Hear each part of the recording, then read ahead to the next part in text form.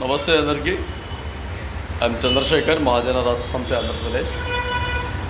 ఈ మధ్యకాలంలో ఆంధ్రప్రదేశ్ రాష్ట్ర ప్రభుత్వం గ్రామ సచివాలయాలు, వార్డు సచివాలయాల్లో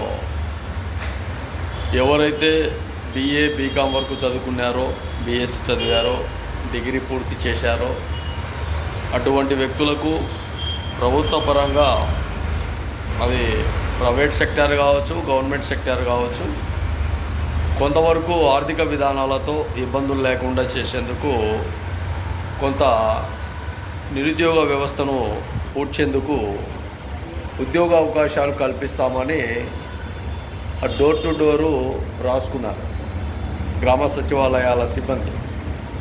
గ్రామాలలో ఎక్కువ జరిగాయి ఈ విషయాలలో.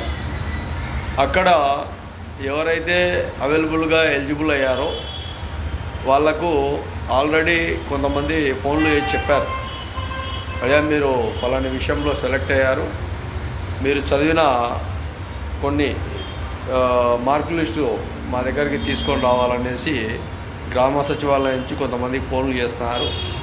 మినిమం నిరుద్యోగ యువత ఒకవేళ ఆ వర్క్లో చేయాలనుకుంటే ఖచ్చితంగా ఇబ్బందులు లేకుండా చేయండి.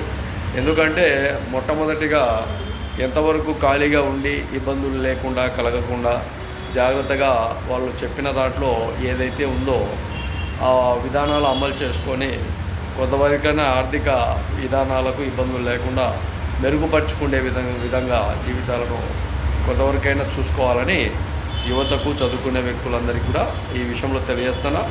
వెంటనే గ్రామ సచివాలయాల్లో తదితర అధికారులను ఒకసారి సంప్రదించి మాట్లాడవలసిందిగా మరీ మన మహాజన రాష్ట్ర సమితి యువతకు తెలియజేస్తాం.